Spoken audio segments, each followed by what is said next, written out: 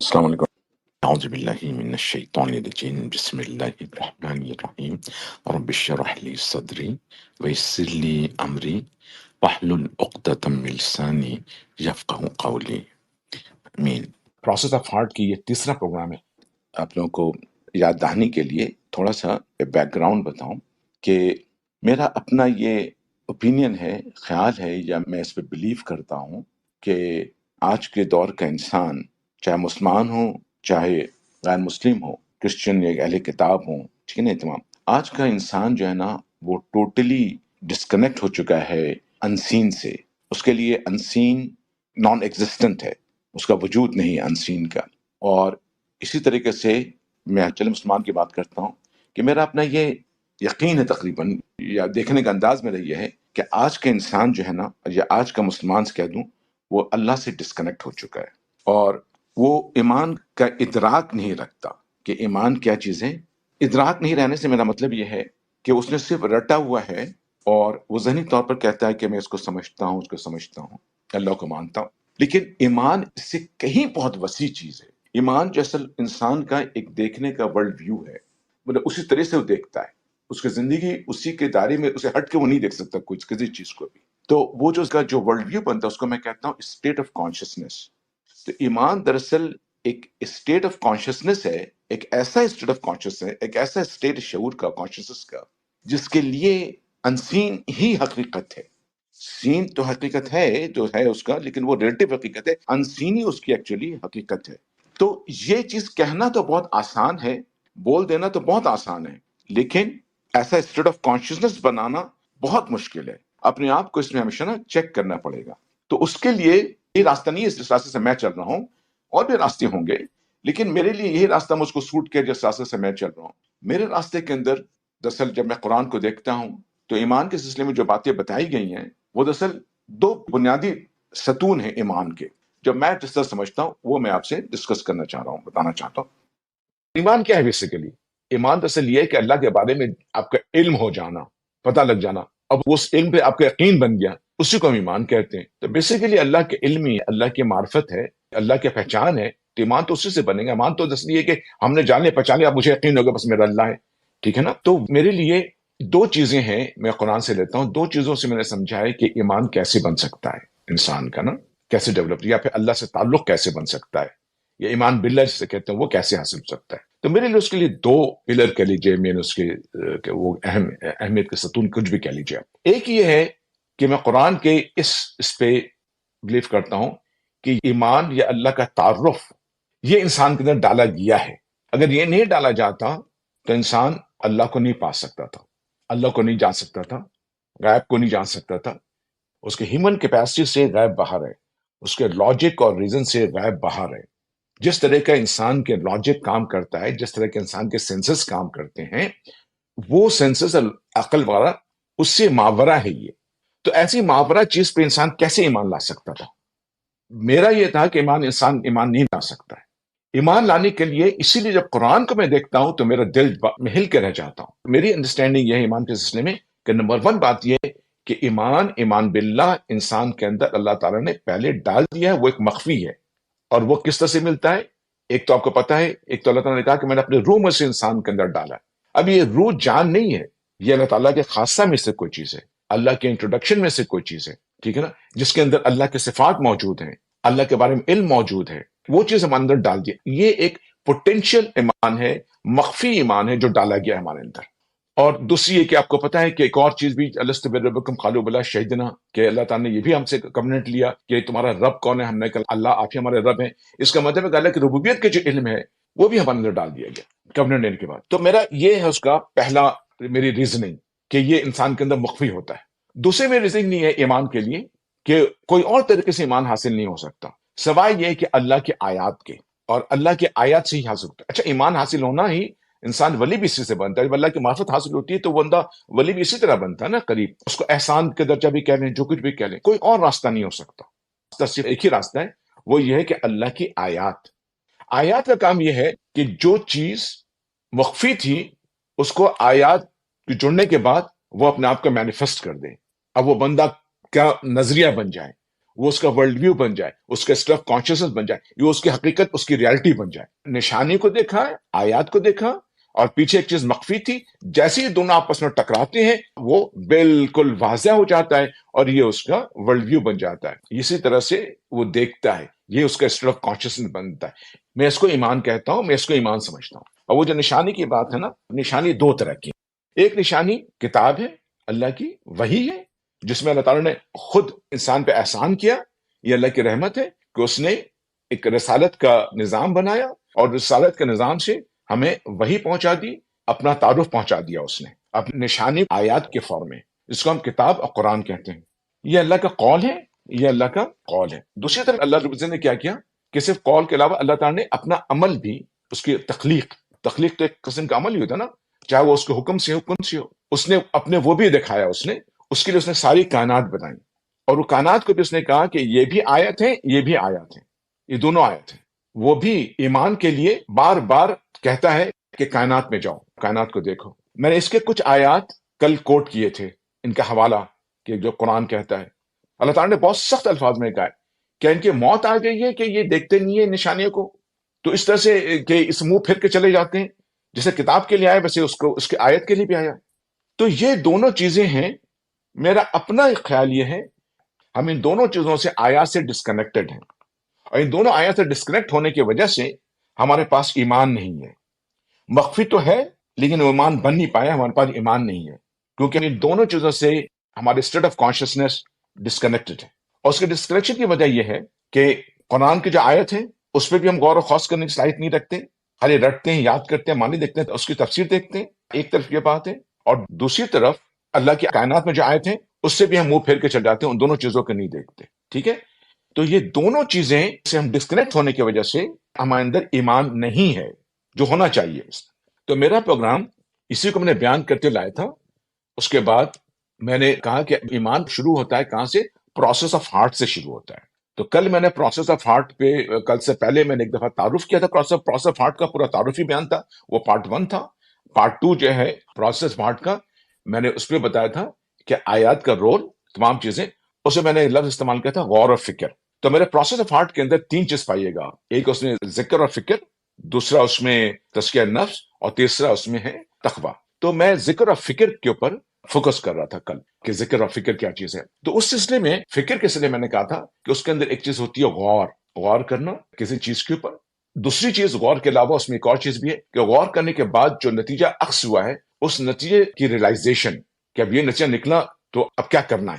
Realisation, اس realisation کے بعد اس کو پریکٹیکل میں ڈالنا. جب ریلائزیشن ہوگی پریکٹیکل میں آ جائے گا. ٹھیک ہے نا. تو یہ دونوں چیز کا مجموعہ جو ہے وہ فکر ہے. اس فکر کو میں نے کل سورہ آل عمران کی آیت سے بھی آپ کو دکھایا تھا کہ میں نے بتایا کہ پہلے اس کو فکر ہوا، فکر کے بعد پھر میں نے آپ کو بتایا تھا کہ وہ بندے کے منہ سے اختیار نکلتا ہے کہ اللہ تعالیٰ میں نے گناہوں کو معاف کر دے، کیونکہ وہ سب سے پہلے دیکھتا ہے تو اللہ تعالیٰ تو نے ساری چیزوں کو حق پہ بنایا ہے، بامقصد بنایا ہے.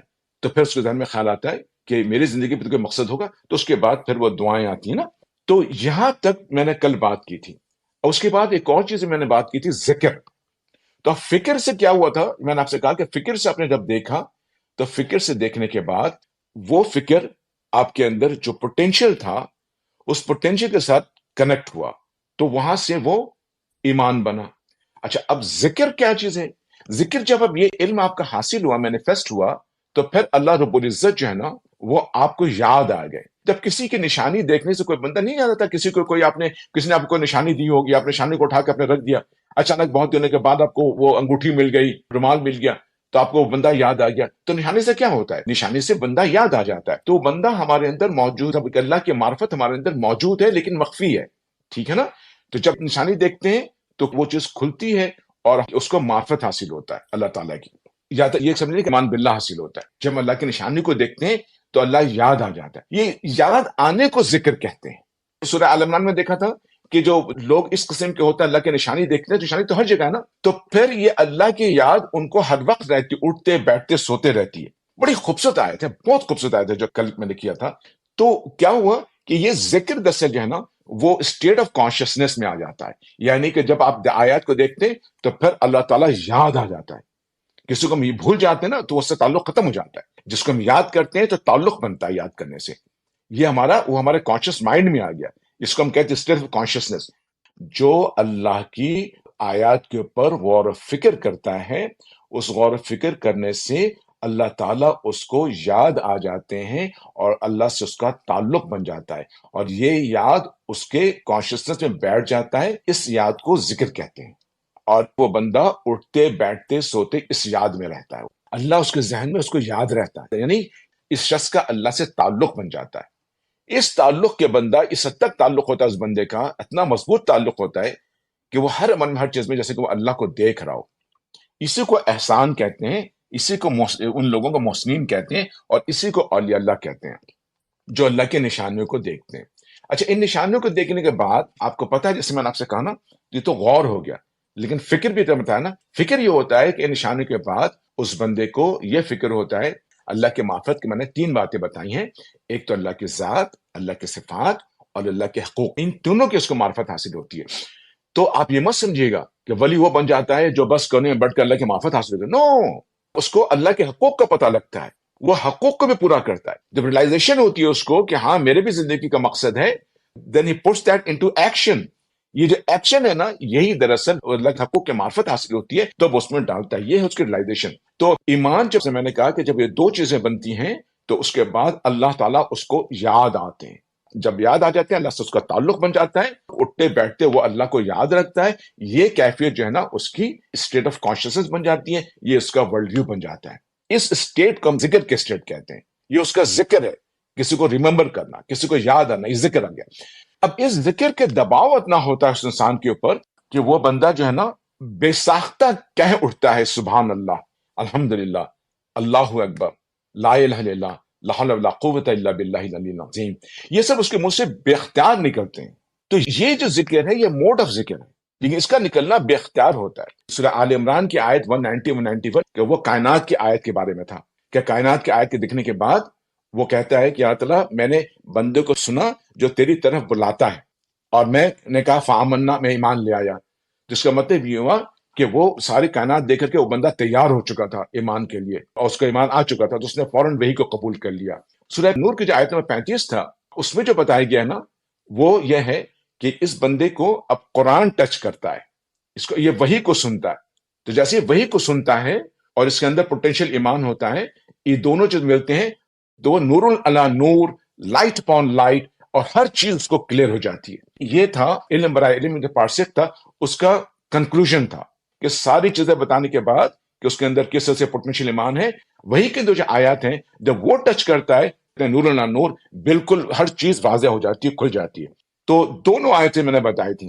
ابھی دونوں آیت کے بعد جیسے میں نے ابھی آپ سے بتا رہا تھا کہ یہ تو فکر کی کیفیت سے گزر چکے ہم، اب ذکر کی کیفیت ہو رہی ہے. اب یہ لوگ کہاں پائے جائیں گے؟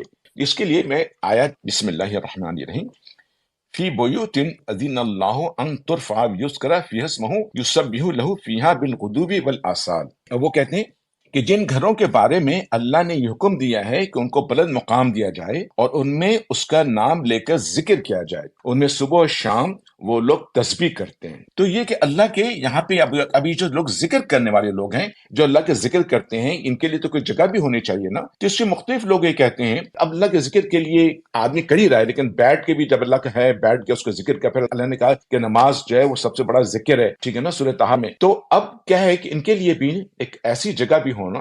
جگہ کیوں ہو؟ فی بیوتن، ان کے لیے ایسی جگہ جن گھروں میں، یہ کن گھروں میں پائے جاتے ہیں یہ لوگ؟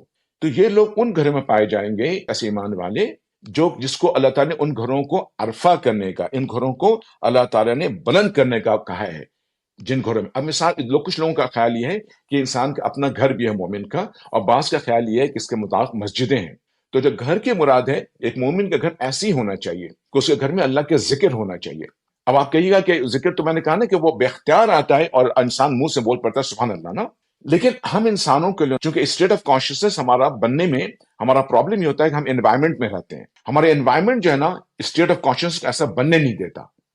تو اس کے لیے ہے کہ ہم اپنے آپ کو آئسولیٹ کرتے ہیں. اس کے لیے ہم کسی ایسے جگہ یا اپنے گھر کو ایسا بناتے ہیں یا ہم مسجد بناتے ہیں جہاں ہم اپنے آپ کو انوائرمنٹ سے آئسولیٹ کرتے ہیں. جب ہم آئسولیٹ کرتے ہیں تو پھر ہم غور و فکر کر سکتے ہیں نا. تو اس لیے ایسے لوگ کو یہ ایسی جگہ ہونی چاہیے جہاں وہ اپنے آپ کو آئسولیٹ کر کے خلوت میں بیٹھ سکیں. دوسری چیز یہ کہ ہم ذکر سبحان اللہ کرتے ہیں تو یہ بھی ہم کو ایک قسم سے ذہنی طور پر تیار کر رہا ہوتا ہے. تو اس کا بھی اپنے فائدہ ہے یہ ذکر کا. لیکن میں نے کہا کہ اصل چیز جو صرف ذکر سبحان اللہ کہ اگر چھوڑ دے یہ ذکر نہیں ہوتا. ذکر اللہ کا یاد آنا ذکر ہے اور انسان بے اختیار بولتا ہے. اب وہ کہتے ہیں کہ ذکر والے لوگ کہاں پائے جائیں گے؟ مسجد میں. ایسے مسجدوں کو اللہ کے گھر کو بلند کرنے کہا گیا ہے اور ان میں اس کا نام لے کر ذکر کیا جائے. ان میں صبح و شام وہ لوگ تسبیح کرتے ہیں. اس تسبیح میں نماز شامل ہے. شام پلرل میں آیا ہے والآثار. اس کا مطلب ہے کہ جو ہماری 5 نمازیں ہیں اور غدو جو ہے صبح کا ہے وہ فجر کی نماز کی بات ہے. تو وہ نمازوں میں اللہ کو یاد کرتے ہیں یعنی مسجد بناتے ہیں اور مسجد کا عرفہ کرنے کا. یہاں پہ ایک چیز بہت مس انڈرسٹینڈنگ پائی جاتی ہے. کچھ لوگوں کے میں نے اوپینین دیکھا ہے. بعض لوگ کا یہ ہے کہ چونکہ اس میں اللہ تعالیٰ نے کہا ہے تو بعض لوگ یہ کرتے ہیں کہ جناب بڑی بڑی مسجدیں بنا دی, بہترین کارپیٹ بنا دیا, سب کچھ بنا دیا, لیکن وہ روحانی طور پر بلند نہیں ہوتا, وہ روحانی طور پر عرفہ نہیں ہوتا. پرانے زمانے میں مسجدیں ایسی بنائی جاتی تھیں کہ اس محلے میں سب سے زیادہ نمایاں چیز مسجد ہوا کرتی تھی. لیکن اب تو آپ نے دیکھا لوگوں کے بڑے بڑے محلے بنے ہوتے ہیں اور مسجدیں دب جاتی ہیں. انفارچونیٹلی ایسا مسلم کلچر کے اندر, سوسائٹی کے اندر نہیں ہونا چاہیے. لیکن اور بعض جگہ بہت بڑی بڑی مسجدیں بنائی گئی ہیں لیکن روحانی طور پر وہ مسجدیں عرفہ نہیں ہیں. تو یہاں پہ جو بات ہے وہ یہ ہے کہ جہاں پہ اللہ کا ذکر ہو اس کو روحانی طور پر بھی وہ چیز کو عرفہ ہونا چاہیے. ایسا ماحول ہونا چاہیے مسجدوں کا. اس طریقے سے مسجدیں بنی ہونی چاہیے. انفارچونیٹلی ایک اور چیز بھی ہے کہ ہم لوگ مسجد سے دور ہیں. مسجد کی ایک اور بات بھی یاد رکھیے گا کہ مسجد جو ہے نا وہ اللہ کا گھر ہے. اس کا سب سے بڑا فائدہ یہ ہے کہ مسجد میں اپنے آپ کو آئسولیٹ کرتے ہو اور آئسولیٹ کرنے کے بعد وہاں آپ کو نا جب آئسولیشن ہوتا ہے طرف سے تو وہاں آپ کو نا روحانیت ملتی ہے, وہاں آپ کو اللہ کا نور ملتا ہے کیونکہ اللہ کا گھر ہے تو وہاں اللہ کا نور ہوتا ہے. جب وہاں آپ جاتے ہو تو وہاں سے آپ اللہ کا نور لیتے ہو, وہاں سے اپنے گھر میں آتے ہو تو وہی نور اپنے گھر میں تم لے کے آتے ہو. اس سے گھر میں برکتیں آتی ہیں, خوشیاں آتی ہیں. وہ لوگ جو اللہ کے گھر جاتے ہیں نور لانے کے لیے ان کو ضرور نور ملتا ہے. اللہ خالیت نہیں بھیجتا اپنے گھر سے کسی کو, تو وہ نور لے کے آتا ہے اپنے گھر کے اندر نا. دوسری چیز یہ ہے کہ اس میں آپ کو نا خلوت ملتا ہے, لیکن اب اس خلوت رہی نہیں مسجد کے اندر, لیکن خلوت ملتا ہے, ملنا چاہیے اگر روحانی طبع مسجد ہے. میں صرف چھوٹی سی ایک بات آپ سے کہوں کہ میں نے اپنے دوستوں کو مشورہ دیا تھا اس سلسلے میں. تو میں نے ان سے کہا تھا کہ دیکھو مطلب اسی ذکر کے سلسلے میں اور آگے جو عمل کرنے کے سلسلے میں اللہ کے نس نے, تو میں نے ایک مشورہ دیا تھا اگر آپ لوگ کو بھی مفید لگے. میں نے کہا تھا کہ ہر وقت تو نماز پہ نہیں فوکس کر سکتے, تو میں نے کہا کہ ہفتے میں ایک دن اور وہ بھی ایک وقت, ٹھیک ہے, یہ سوچ لو کہ آج میں خاص طور سے اللہ تعالیٰ سے ملنے جاؤں گا نا. تو میں نے مشورہ یہ دیا کہ تم ایسا کرو کہ صرف 2 رکعت نفل کا نیت کرو اور وہ ظہر اور عصر کے درمیان, ٹھیک ہے نا, اور بہت تیاری سے جاؤ مسجد, تیاری سے مسجد جاؤ کہ میں اللہ سے ملنے جا رہا ہوں. صرف ہفتے میں ایک دن, وہ ویکینڈ کے دن چن لو ملنے جا رہا ہوں. اب جو ظہر کی نماز واز پڑھ لے, سب کچھ پڑھ لے, اس کے بعد تم وہاں بیٹھ جاؤ. جب سب لوگ چل جائیں مسجد میں, تم خالی مسجد میں تم بس بیٹھے رہو مسجد میں, کچھ کرنے کی ضرورت نہیں ہے. جب سب سکون ٹھہراؤ ہو جائے نا, اس کے بعد اٹھو اور اس نیت سے 2 رکعت نفل نماز پڑھو کہ ہم اللہ کے گھر میں آئے ہیں اور اللہ سے ہمیں ملاقات کرنا ہے, تو یہ نفل نماز مجھ کو اللہ سے ملاقات کروا دے گی. اور یہ میرا سجدہ ہے, یہ میرا معراج ہے, اس میں ہم اللہ سے ملتے ہیں. کم سے کم یہ 2 رکعت اس طرح سے کرو یہ کہ جو ہے ظہر اور عصر کے درمیان یہ کام کرو. یہ میرا وہ تھا مشورہ. آگے چلتا ہوں تھوڑا سا آپ کو ذکر کے بارے میں بتانے کے لیے. نیکسٹ آیت, رجال لا تلہیم تجارت ولا بیع عن ذکر اللہ واقام الصلاۃ وایتاء الزکاۃ یخافون یوما تتقلب فیہ القلوب والابصار. یہ جو آیت ہے نا, یہ آیت پڑھنے کے بعد جو ہے نا سوائے اس کے کہ آدمی اپنے پر روئے اور کچھ نہیں, تب آپ کو اندازہ ہوتا ہے کہ ہم لوگ کتنے اللہ تعالیٰ سے بے خوف ہیں. پہلے آپ اس میں ذکر کو دیکھیں. رجال عام طور پہ لوگ مرد لیتے ہیں, لیکن ہم نے سنا ہے کچھ لوگوں سے کہ رجال سے مطلب یہ ہے کہ کوئی فرد, انسان, آدمی. اس میں عورت بھی آ سکتی ہے, مرد بھی آ سکتا ہے, لیکن عام طور پہ اس کو لوگ رجال سے مرد ہی لیتے ہیں. لیکن یہاں پہ شخصیت, بہادر شخصیت, تو کہتے ہیں کہ رجال اللہ تلہیہم تجارت ولا بیع, کہ جنہیں کوئی تجارت و خرید و فروخت اللہ کے ذکر سے غافل نہیں کرتی. یعنی کہ وہ بہادر لوگ ہوتے ہیں. رجال بہادر اس لیے کہا گیا ہے ان کو کہ یہ وہ لوگ ہوتے ہیں کہ اگر فرض کر لیجئے آپ انہوں نے دکان کھولی ہے, دکان چل رہا ہے, بزنس چل رہا ہے, اتنے میں کوئی گاہک آتا ہے ان کے دکان پہ نا, اور عین اس وقت اذان ہوتی ہے نماز کا. یہ بندہ اپنی دکان بند کرتا ہے اور نماز کو چلا جاتا ہے. اس کو کہتا ہے گاہک کو یا تو تم انتظار کرو یا تم کسی اور جگہ سے لے لو. یہ ہے وہ بہادری, یہ ہے وہ چیز کہ ہر آدمی گاہک کو دیکھ کر کے یہ نہیں کرے گا, لیکن یہ ہے وہ جذبہ. ایسے رجال ہے کہ ان کو جو ہے تجارت اور ان کو لین دین, تجارت جو ہے اور یہ ٹرانزیکشن, لین دین, اگر فرض کسی لین دین کر رہے نا, ٹرانزیکشن ہو رہی ہے کوئی چیز نا, وہ اور تجارت، یہ ان کو اللہ سے غافل نہیں کرتی. یہاں پہ ذکر آ رہا ہے نا کہ رجال اللہ تلہم تجارتوں ولا بیع عن ذکر اللہ، اللہ کے ذکر سے ان کو غافل نہیں کرتی. یہاں پہ اللہ کا ذکر کیا مطلب ہے؟ آپ کے خیال میں کہ وہ تجارت کر رہا ہے، منہ سے بولا سبحان اللہ سبحان اللہ سبحان اللہ سبحان اللہ، وہ لین دین کر رہا ہے انسان سے، وہ کر رہا ہے الحمدللہ الحمدللہ الحمدللہ، یہ ہے؟ نہیں جناب. اصل ذکر یہاں پہ یہ ہے، جیسے میں نے پہلے کہا نا کہ اللہ تعالیٰ اس کو اٹھتے بیٹھتے لیٹے اس کے ذہن میں ہوتے ہیں. تو جب یہ تجارت کر رہا ہے اس کے ذہن میں ہے نا، کیونکہ یہ شخص اس اسٹیٹ پہ ہے کہ اللہ تعالیٰ سے اس کا کنیکشن بن چکا ہے، یہ زندگی میں غور و فکر کرتا ہے، یہ زندگی میں اللہ کے نشانے پہ غور و فکر کرتا ہے، چاہے وہ قرآن ہو، وہ غور و فکر، یہ اس کا وہ تعلق یہ ہے کہ اللہ تعالیٰ اس کی ریالٹی ہے، اللہ تعالیٰ اس کی حقیقت ہے. اب مجھے اللہ کی معرفت اس کو حاصل ہوئی ہے، یہ جانتا ہے کہ اللہ تعالیٰ مجھ کو دیکھ، اللہ تعالیٰ مجھ کو سنتے ہیں، اللہ تعالیٰ میرے دل کے حال سے واقف ہیں. تو اللہ تعالیٰ اس کے کانشیس مائنڈ کے اندر رہتے ہیں، یہ اس کا ذکر ہے، یہ بندہ اس ذکر کے اسٹیٹ میں رہتا ہے. تو یہاں پہ وہ اپنے ذکر سے کافی نہیں ہوتا. کیا مطلب یہ ہے کہ جب وہ تجارت کر رہا ہے تو وہ یاد رکھتا ہے کہ تجارت کو اس نے اسلامی طریقے سے کرنا ہے، اس نے تجارت میں اس طریقے سے تجارت کرنا ہے، بندہ اس کو دھوکہ نہیں دینا ہے، اس کو بہترین چیز بیچنا ہے، جو اس کا حق اس کو وہ چیز دینا ہے، تول میں کمی نہیں کرنی ہے، کوئی خراب مال نہیں دینا ہے، اپنے مال کو صحیح طریقے سے بتانا ہے، خراب مال کو چھپا کے اچھا مال اوپر نہیں رکھنا ہے. یعنی کہ اس کو اپنے تجارت میں یہ یاد رکھنا کہ میں اسی طرح تجارت کروں گا جیسے میرے اللہ نے حکم دیا ہے، میں اس میں کوئی بےمانی نہیں کر سکتا، کوئی ڈنڈے نہیں مار سکتا. یہ ہے اس کا ذکر.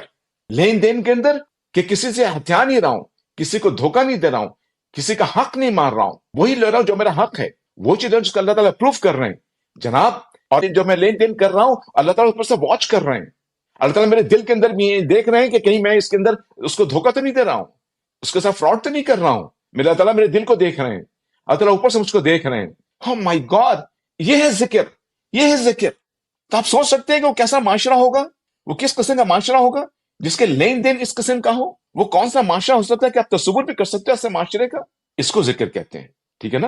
اچھا، اس کے بعد یہ لوگ اتنے اچھے ہوتے ہیں کہ ان کا دل، ان کا قلب کتنا اچھا ہوتا ہے کہ یہ لوگ اوپر آیت نمبر 35 میں بتایا جا چکا ہے. اس کے بعد 36 میں بھی آپ کو بتایا کہ مجرم دن گزارتے ہیں. لیکن کمال دیکھیے آپ ان لوگوں کا، اس سب ہونے کے باوجود یہ لوگ اس کے بعد لیکن اللہ کے حقوق ادا کرتے ہیں.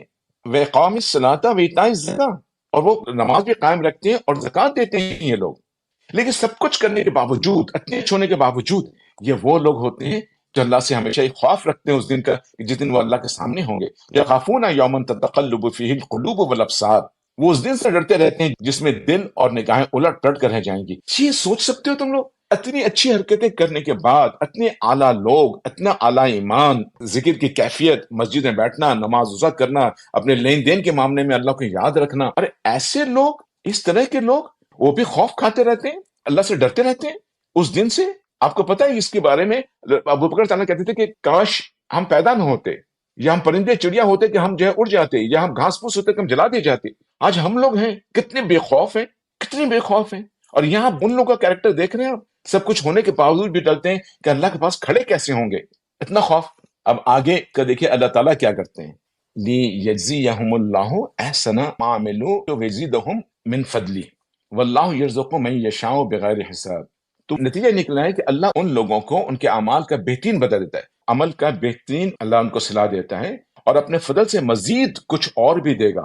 اور اللہ جس کو چاہتا ہے بے حساب دیتا ہے. تو ایک تو یہ کہ اللہ تعالیٰ جو ہے نا، جو اپنے عمل کیا ہے، یہاں پہ عمل کیا رہے ہیں یوں بھی سمجھا جا سکتا ہے واللہ العالم، ایسا نہ عمل ہونا کہ بہترین عمل کا وہ صلاح دے گا نا. تو اس کو ایسے بھی سمجھا سکتا ہے جیسے ہم لوگ عمل کرتے ہیں نا، اچھے عمل کرتے ہیں اور پھر بعض دفعہ ہم بہت ہی اچھا عمل کرتے ہیں، پھر تھوڑا سا اچھا عمل. تو یہ جو ہے نا احسن والا عمل، وہ عمل ہمارا جو بہترین عمل ہے ہمارا، اس بہترین عمل کے بنیاد، بہترین عمل جو ہمارے تمام اعمال میں سے جو ہمارا بہترین عمل ہوگا نا، اس بہترین عمل کے مطابق اللہ تعالیٰ ہمیں عطا کریں گے، اللہ تعالیٰ صلاح دیں گے. اور اس کے بعد اللہ تعالیٰ کہتے ہیں کہ اس کے بعد مزید بھی دیں گے اپنے برکتوں سے، جس کے لیے کہ اللہ صلی اللہ علیہ وسلم کی حدیث ہے نا کہ ہم جو ہے اپنے اعمال کے ذریعہ نہیں جائیں گے جنت میں، بلکہ اللہ کی رحمت ہوگی جس کی وجہ سے انسان جنت میں جائے گا. تو یہ وہ رحمت ہے کہ ہمیں اپنے اعمال کو تو بہترین صلہ ملے گا، لیکن اللہ تعالیٰ کی رحمت ہے وہ جو کہ اس میں مزید اضافہ کرے گی.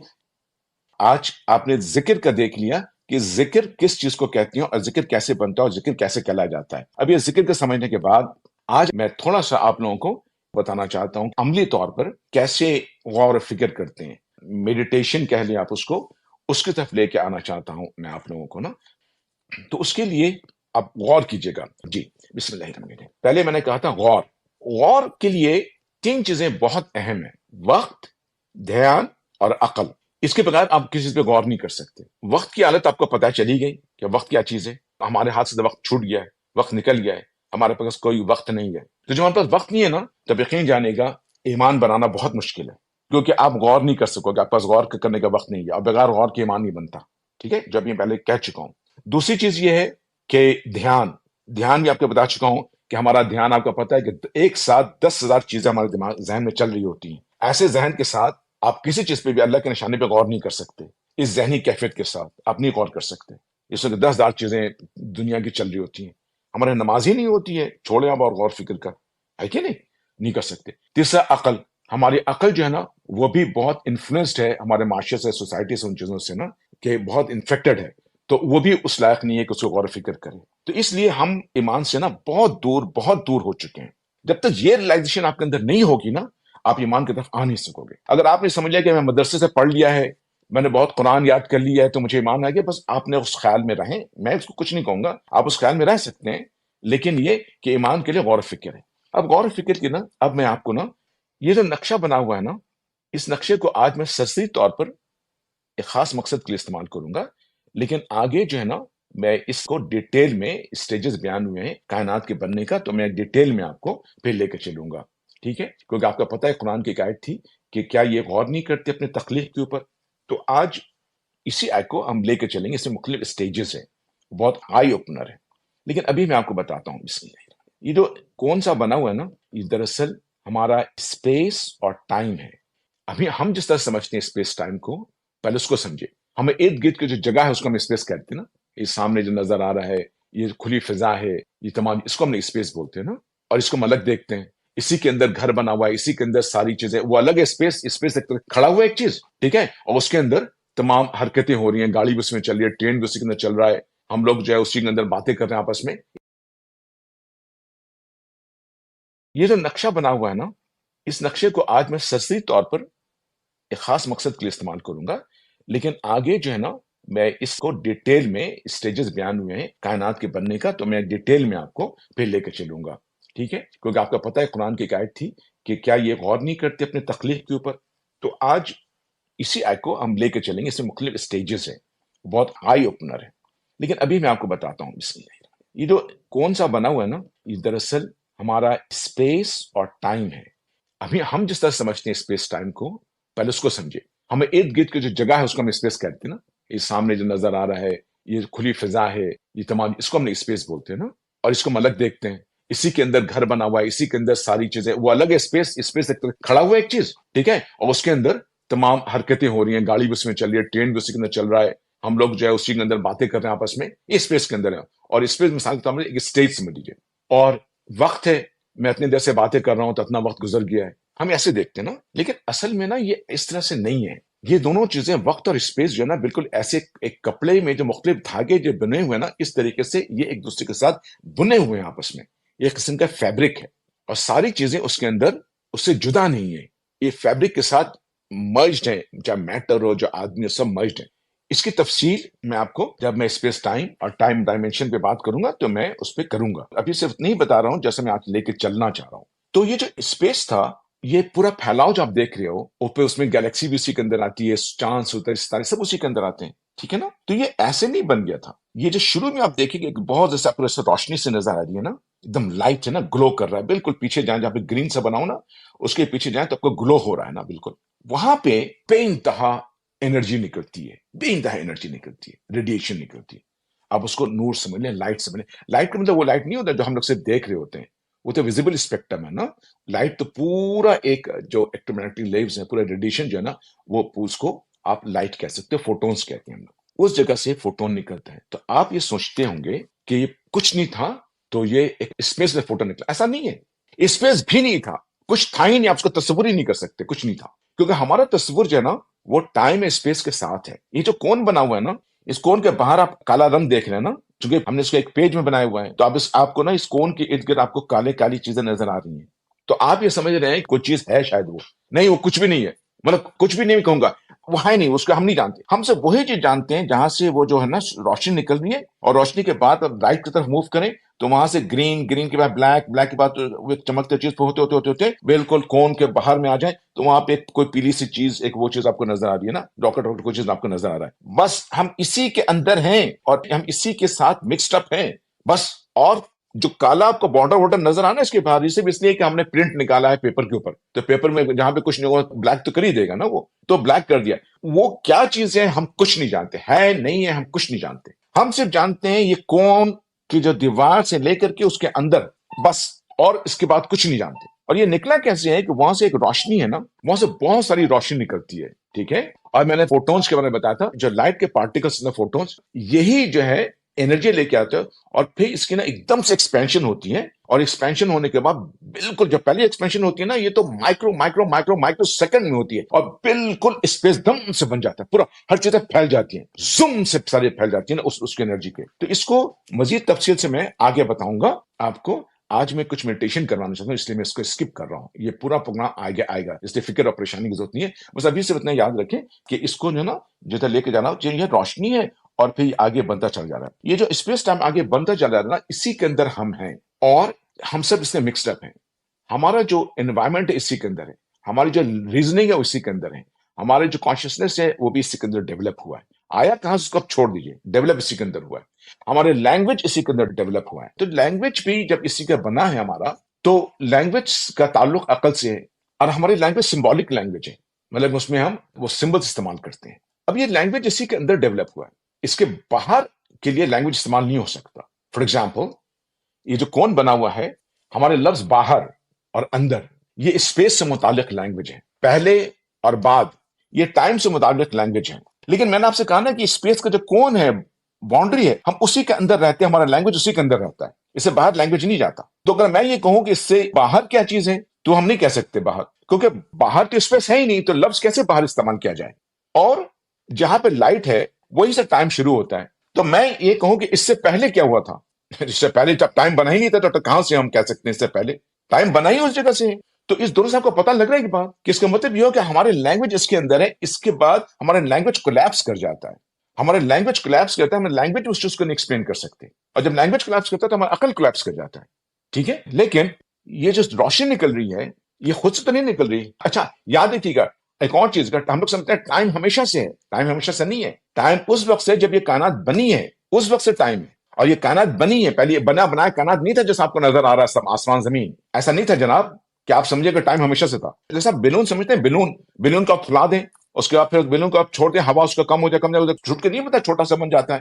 تو یہ جو پوری کے پوری کائنات اس کو بیلون سمجھ لیجیے، رفلی میں بتا رہا ہوں. یہ جناب نکلا پتا ہے کہاں سے، یہ ایک بہت ہی چھوٹے نقطے سے نکلا ہے. پورا سکڑ کے، پورا بیلون سکڑ کے ایک نقطہ بن جاتا تھا. اور وہ نقطہ بھی پتا ہے کیا آپ کو، وہ نقطہ کسی اسپیس کے اندر نہیں ہے، پورا اسپیس ہی نقطہ بن جاتا تھا. آپ کا تصور کریں، غور کریں کہ آپ یہ سمجھیں گے نا کہ بیلون تو اسپیس کے اندر جا کے نقطہ بنتا ہے نا. یہاں پورا اسپیس، یہ پورا کون، یعنی آپ اس کون کے اندر آپ پیچھے کی طرف جانا شروع کریں تو جہاں پہ آپ لائٹ پہنچے گے وہیں پہ جا کے آپ گم ہو جائیں گے. اور وہ لائٹ جہاں پہ ہے وہ ایک نقطہ ہے.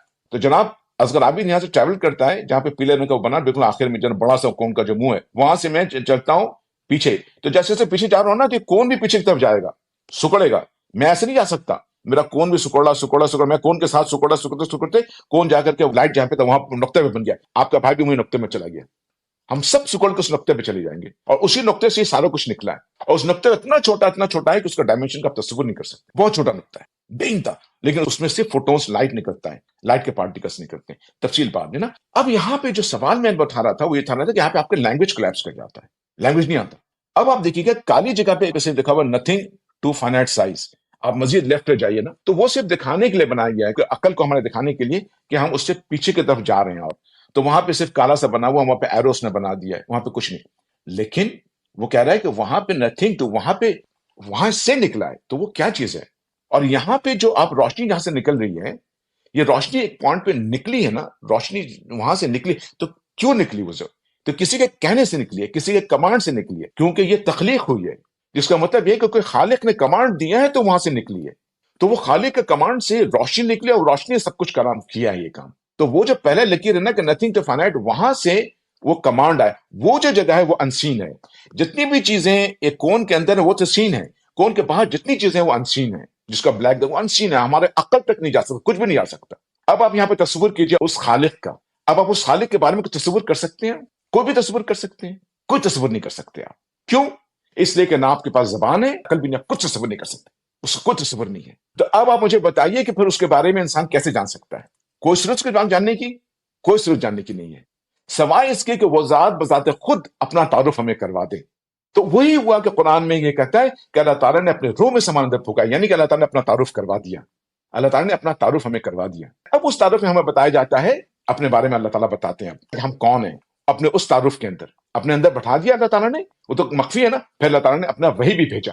ایک تو یہ کہ بٹھا دیا، دوسری بات اللہ تعالیٰ نے کائنات میں اپنی نشانیاں چھوڑ دی، اور پھر اللہ تعالیٰ نے وہی دیا پیغمبر کو، رسالت کا نظام قائم کیا کہ اس کے علاوہ کوئی صورت نہیں ہو سکتی ہے اللہ کے بارے میں جاننے کی، کوئی صورت نہیں. عقل سے آپ نہیں پروف کر سکتے. اس کے اللہ کو جاننے کے لیے لازمی طور پر، انسین کو جاننے کے لیے لازمی طور پر وہی ہونا چاہیے. لازمی طور پر وہی کے بغیر آپ جان ہی نہیں سکتے اللہ تعالیٰ کو. کائنات بھی ایک قسم کی وہی ہے، کائنات بھی ایک قسم کی اللہ تعالیٰ کی آیات ہیں. لیکن اللہ تعالیٰ نے کائنات میں بھی نہیں چھوڑا انسان کو. اللہ تعالیٰ نے انسان کو اتنی رحمت کری کہ اللہ تعالیٰ نے رسالت کا نظام نکالا اور رسالت میں قرآن دیا. اب آپ قرآن کو کھولتے ہیں، آپ قرآن کو دیکھتے ہیں. اب آپ دیکھیے قرآن کا معجزہ دیکھیے. آپ کو میں تھوڑا سا لے کے چلتا ہوں اپنے ساتھ. اب یہاں پہ غور کر رہا ہوں، میں اس کو دیکھ رہا ہوں، دیکھتے دیکھتے میں دیکھ رہا ہوں کہ وہ روشنی کا نقطہ ہے، بس وہاں تک تو میں پہنچا ہوں، اور پھر اس پہ فوکس کرتا ہوں تو وہاں تک تو میں پہنچ گیا، لیکن میں وہاں سے کریٹ ہوا ہوں. اب میں آگے نہیں جانتا. اب آپ تصور کریں اس خالق کے بارے میں جو آپ کر نہیں سکتے، تو آپ کیسے جانیں گے اس کو؟ اب آپ جانتے ہیں کس کی طرف جاتے ہیں؟ اب آپ جاتے ہیں قرآن کی طرف. دیکھیے قرآن میں اللہ تعالیٰ نے کیا بتایا اپنے بارے میں. قرآن کو کھولتے ہیں، قرآن کے اندر آپ سورہ اخلاص کھولتے ہیں. بسم اللہ، وہ کہتے ہیں قل هو اللہ احد، کہو کہ اللہ احد ہے. اب یہاں پہ چونکتے ہیں آپ، یہ اللہ تعالیٰ کہہ رہے ہیں میں احد ہوں. تو یہ احد کیا چیز ہے؟ پھر اب احد کا تصور کیجیے. اب آپ دیکھیے، آپ ذرا اس کو اپنے سامنے لائیے اور آج غور کیجیے ذرا سا اس نشان کو. اس نشان کے پاس جو ہستی اس نے کریٹ کیا ہو، وہ ہستی کا ہیومن لینگویج میں اگر تعارف کیا جائے، اس کا تعارف کیا جائے، تو سوائے ایک لفظ کے قریب ترین جو لفظ آ سکتا ہے وہ احد ہے.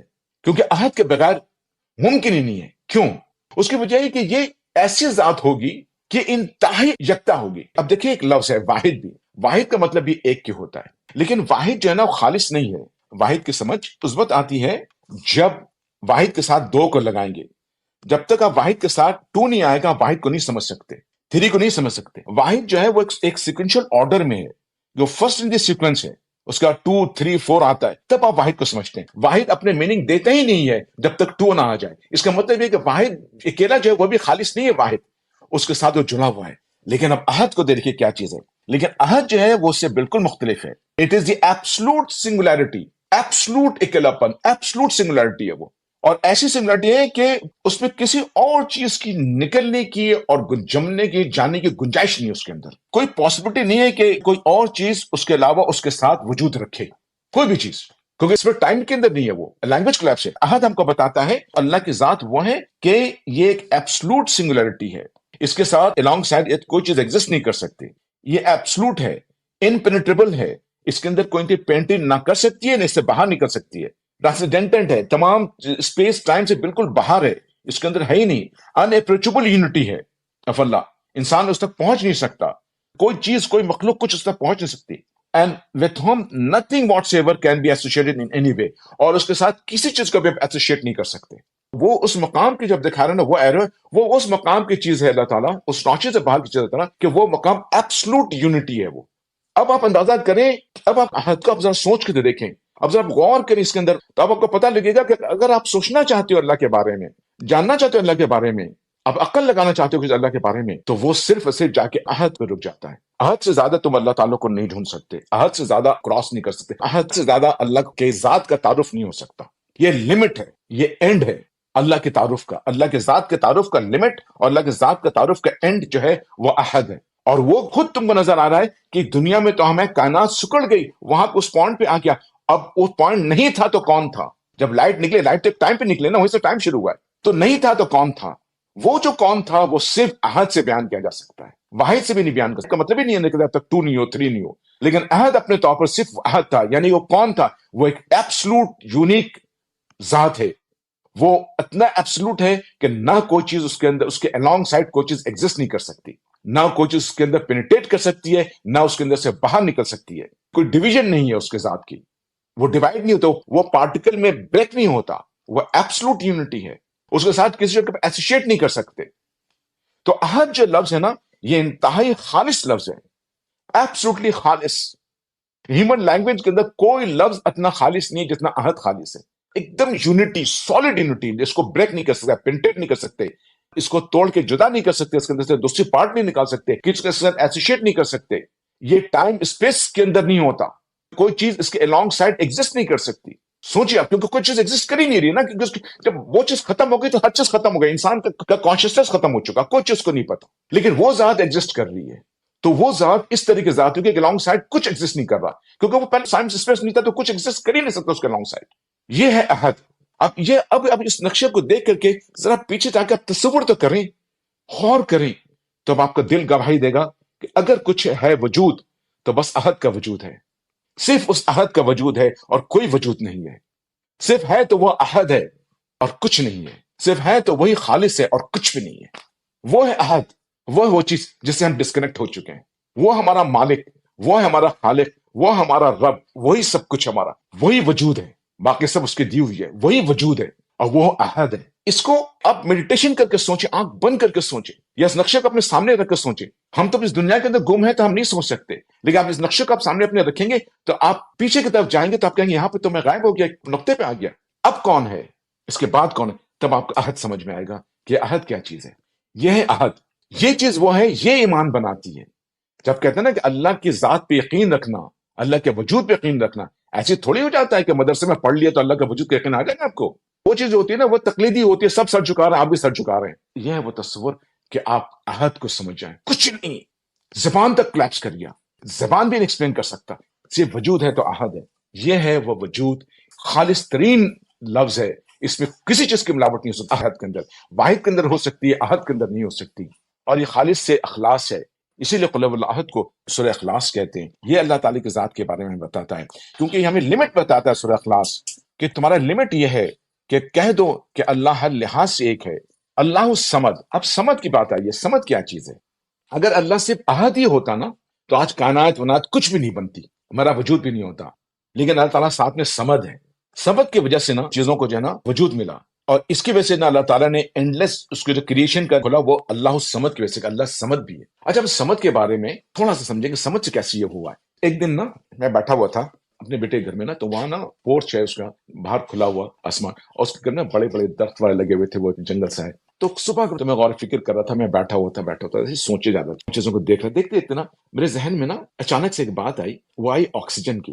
میں سوچ رہا تھا کہ میں سانس لے رہا ہوں اور آکسیجن اس میں لے رہا ہوں, لیکن یہ آکسیجن آیا کیسے میرے پاس. تو میں نے کہا کہ یار یہ پلانٹس مجھ کو آکسیجن دے رہے ہیں. تو میں غور کرتا گیا, مجھے عجیب سی کیفیت ہوئی. ایک کیفیت جو آپ سے تھوڑا سا شیئر کرنا چاہتا ہوں, کیفیت کو بتایا تو نہیں جا سکتا, شیئر کر رہا ہوں. مجھے اچانک نا اکائی کا خیال آیا, تب مجھے احساس ہوا کائنات کیسے ایک اکائی ہے.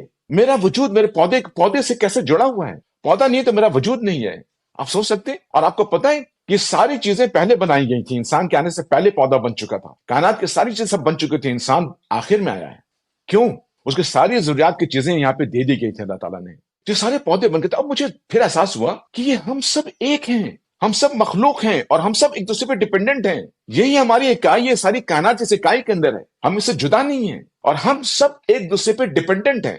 پودے ہم پہ ڈیپینڈنٹ ہیں, ہم پودے پہ ڈیپینڈنٹ ہیں, ہم سب ایک دوسرے پہ ڈیپینڈنٹ ہیں اس کائنات کے اندر. صرف آکسیجن کی مثال لے لیجیے, ہم سب کو اس سے جوڑا رکھتا ہے. میرا کاربن ڈائی آکسائڈ پہ وہ زندہ رہتا ہے, اس کے آکسیجن پہ میں زندہ رہتا ہوں. ہم سب ایک اکائی ہیں, ہم سب ایک دوسرے پہ ڈیپینڈنٹ ہیں. یہاں پہ مجھے خیال آیا ایک چیز کا, ڈیپینڈنسی کا. ڈیپینڈنسی کسے کہتے ہیں؟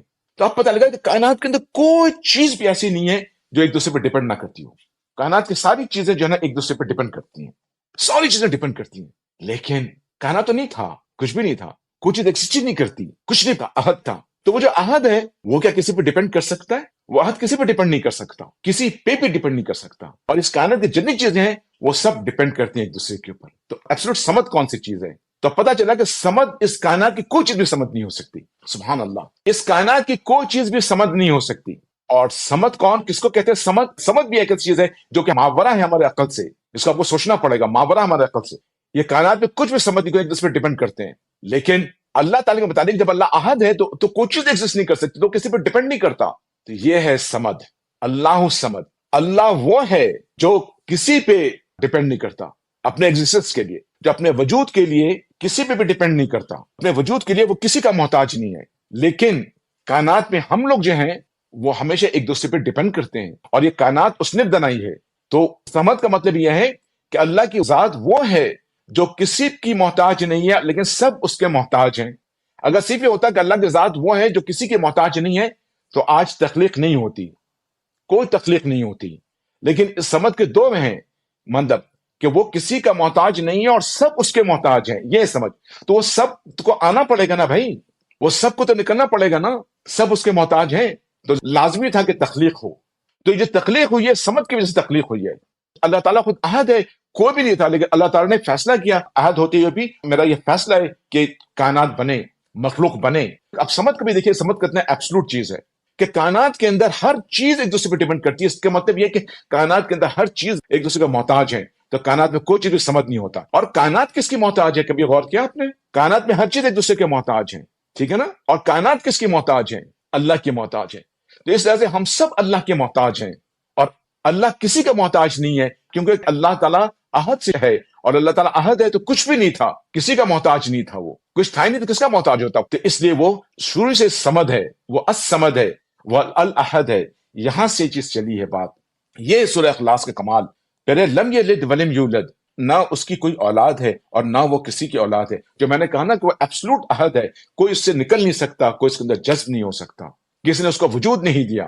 وہ کاز اینڈ افیکٹ سے ماورا ہے، cause and effect space and time کا حصہ ہے، اسپیس ٹائم سے باہر کاز اینڈ افیکٹ نہیں ہوتا، لفظ باہر بھی نہیں ہوتا۔ لیکن ابھی بات کرنے کے لیے بات کر رہا ہوں، کاز اینڈ افیکٹ ہے ہی نہیں، کیونکہ ہمارے لیے ہوتا ہے کہ کوئی چیز کسی نے جنا ہوگا یا کسی کو جنا گیا ہوگا، جب جنا نہیں گیا ہے تو وجود میں نہیں آ سکتا، اور پھر وہ جنے گا تو آگے وجود ملتا ہے۔ کہتے ہیں کہ اللہ تعالیٰ اس سے ماورا ہے، یعنی کہ کاز اینڈ افیکٹ سے ماورا ہے، نہ کوئی اس کا اول ہے اور نہ کوئی اس کا آخر ہوگا، وہی اول ہے اور وہی آخر ہے، وہ الظاہر ہے وہی الباطن ہے، نہ کسی نے اس کو جنا ہے اور نہ ہی وہ کسی کو جنے گا۔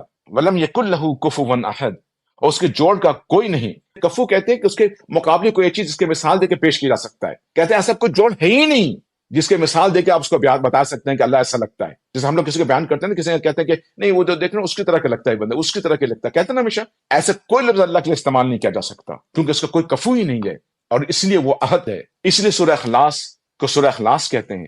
یہ خالصتاً اللہ تعالیٰ کی ذات کے بارے میں بیان کرتا ہے، اور یہ بیان کرتا ہے خالصتاً، یہ حد ہے ایک انسان کے اللہ کی ذات کے بارے میں جاننے کی۔ تم کو اپنے عقل کا، شعور کا حد پتا ہونا چاہیے۔ تم اللہ کی ذات کی بات کرنے سے پہلے اپنے شعور کا حد دیکھ لو۔ سورہ اخلاص بتاتا ہے کہ اس سے زیادہ تم نہیں جان سکتے اللہ کی ذات کے بارے میں، بس یہ حد ہے تمہارا، اس حد سے باہر تم نہیں نکلو، اس حد سے باہر اللہ کے وجود کے بارے میں عقل مت لگاؤ، بس یہاں تک تم جان سکتے ہو، اس آگے تم نہیں جان سکتے۔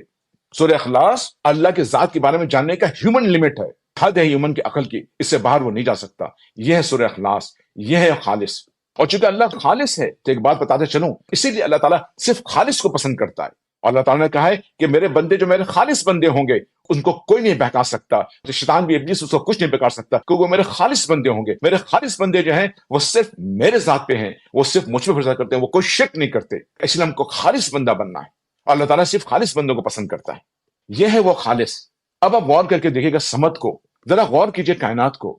کائنات کے اندر اللہ تعالیٰ اول آخر، اللہ تعالیٰ الظاہر الباطن ہے، اللہ تعالیٰ اپنے صفات میں الظاہر ہیں، اس کے آیات ہر طرف ہے، اس سے آپ اللہ کو پہچان سکتے ہیں، لیکن اللہ تعالیٰ الباطن ہے، ایبسولوٹلی چھپا ہوا اپنی ذات میں، وہاں تک ہمارا عقل نہیں جا سکتا، ہماری سوچ نہیں جا سکتی۔ وہ الباطن ہے، وہ الاول ہے، کسی نے اس کو جنا نہیں، وہ الآخر ہے، نہ اس نے کسی کو جنا، وہ اپنی ذات میں الاول الآخر ہے، وہ ظاہر الباطن ہے، ظاہر میں اپنے ایٹریبیوٹ میں ظاہر ہے، اپنے ذات میں الباطن ہے، وہ اپنے ذات میں احد ہے، وہ بالکل خالص ہے۔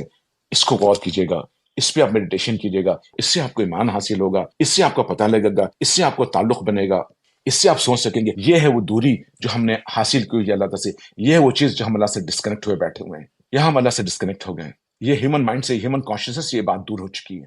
اب احد اور سمد یہ ہمارے کانشیس سے ماورا ہے، لیکن پیری رناسا پیریڈ کے اندر یہ ہیومن کانشیسنس کے اندر تھا، یہ ماورا ہے۔ اسی لیے آپ سے کہتا ہوں ایمان وہ چیز نہیں ہے کہ آپ دکان سے خرید لیں گے، جس کے لیے آپ کو بڑی محنت کرنی پڑے گی، اس کے لیے آپ کو بہت کوشش کرنی پڑے گی، اس کے لیے آپ کو غور و فکر کرنا پڑے گا، جسے ایمان حاصل ہوتا ہے۔ اس کے لیے آپ کو وقت چاہیے، دھیان چاہیے، عقل چاہیے۔ یہ سب میں ملاوٹ آ چکی ہے، وقت ہمیں حاصل نہیں، دھیان ہمارا نہیں، کروڑوں چیزیں اپنے دماغ میں گھومتی رہتی ہیں، عقل ہماری ایسی پولیوٹڈ ہو گئی ہے، تو اب جو ایمان بولتے ہیں کیا وہ ایمان ہے؟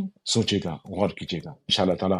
جزاک اللہ خیرن، ہم دعا کر لیتے ہیں اللہ رب العزت سے۔ بسم اللہ الرحمن الرحیم، اللہ تعالیٰ ہم سبوں کو علم نافع عطا کریں، اللہ تعالیٰ ہم سب کو ایمان و تقوی عطا فرمائیں، اللہ تعالیٰ ہمیں اخلاص عطا فرمائیں، ہمیں اپنے خالص بندوں میں شریک فرمائیں، اللہ رب العزت جہاں جہاں مجاہدین کفر کے ساتھ نمبر آتما ہے ان کو کامیابی عطا فرمائیں، اللہ تعالیٰ مجاہدوں کی مدد فرمائیں، اللہ رب العزت پاکستان میں اسلامی حکومت قائم کر دیں، اللہ تعالیٰ ہم سے اقامت دین کا کام لیں، اللہ تعالیٰ عمران خان کو راہی نصیب فرمائیں اور اس سے اقامت دین کا کام لیں اور ہم اس کے ساتھ کام کرنے کی توفیق عطا فرمائیں، اللہ تعالیٰ پاکستان کے اندر سے برائیوں کو دور کر دیں، وہاں اسلامی حکومت قائم کر دیں، وہاں انصاف کا نظام قائم کر دیں، اس کو پرسکون ملک بنا دیں، دین کا کام شروع ہو وہاں سے، اللہ تعالیٰ ہم سب کو ایمان و تقویٰ عطا فرمائے، ہم سب پر رحم کرم فرمائے، آمین ثم آمین، قلب سلیم، عقل سلیم اور علم نافع عطا فرمائے، آمین ثم آمین، اللہم صلی علی محمد۔